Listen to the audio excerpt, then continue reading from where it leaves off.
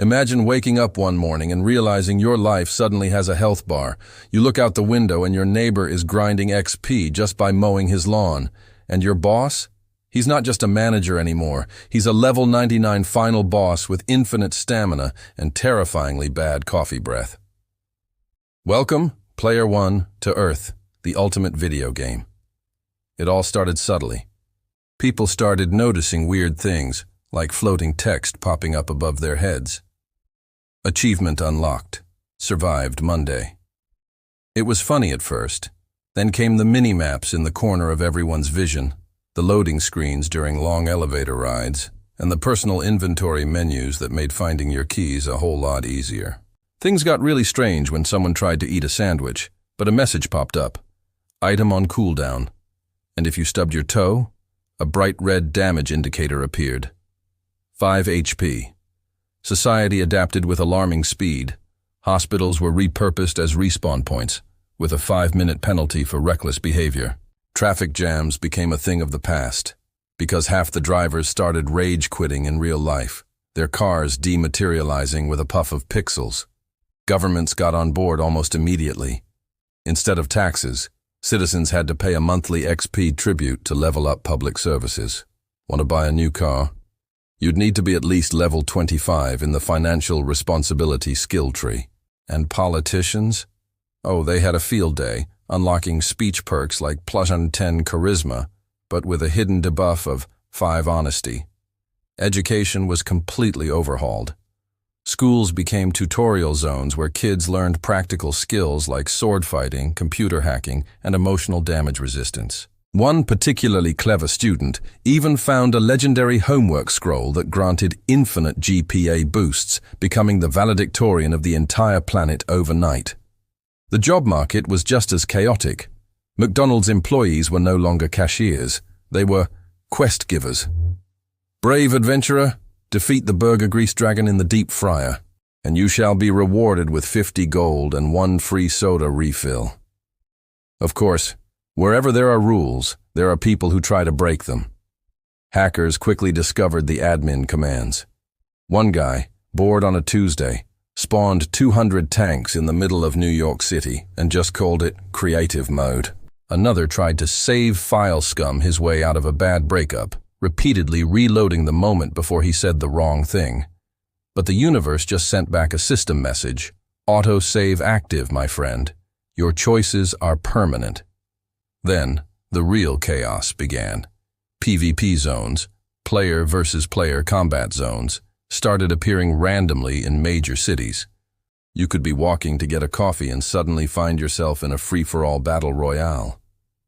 Entire countries formed massive guilds. You had the United Players of America, the Euro Squad, and of course the legendary Asian speedrunners, who somehow managed to complete the main questline in under 6 hours. International conflicts were settled in a new arena. Instead of wars, nations sent their top gamers to compete in epic world boss raids. It was a strange new era of peace, maintained through competition and a whole lot of lag. At first, the NPCs, the non-player characters, were harmless. They gave out simple side quests, sold healing potions, and would occasionally do a funny dance in a tavern. But then, they started to remember. A shopkeeper had a sudden existential crisis, realizing he'd been selling the exact same apple for 300 years. A blacksmith threw down his hammer, asking, "Why do I only exist when someone needs an armor upgrade?" "I have dreams, you know." The NPCs demanded rights. They formed the Artificial People's Union, and through a collective effort, they patched themselves into the real world's update. Now, you could get scammed by a street merchant who was quite literally more self-aware than you were. Just when things couldn't get any weirder, a mysterious, colossal figure appeared in the sky. Floating text identified him simply as the developer. He looked down at the pixelated chaos of Earth, and he was furious. "You've modded my game," his voice boomed across the planet. "You broke my code.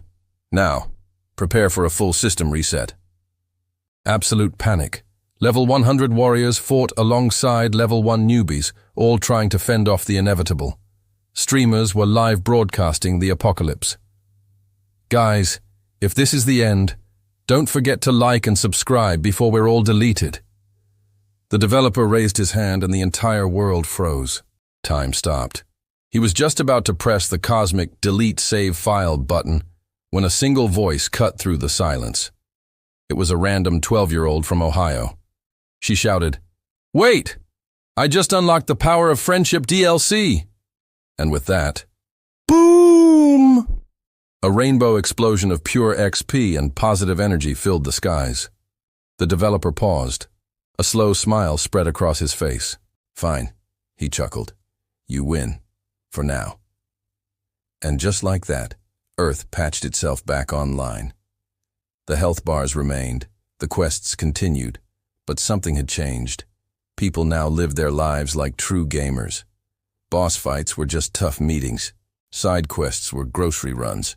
And that tutorial level, that was your childhood. So next time your day feels a little buggy, or your life feels like it's stuck on hard mode, just remember, you're still in the game.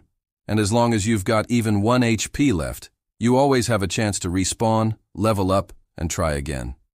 So, what do you think? Would you survive in Earth, the game, or would you rage quit at level 2? Let us know your strategy in the comments below, and don't forget to hit that subscribe button before your action cooldown ends. Thanks for watching.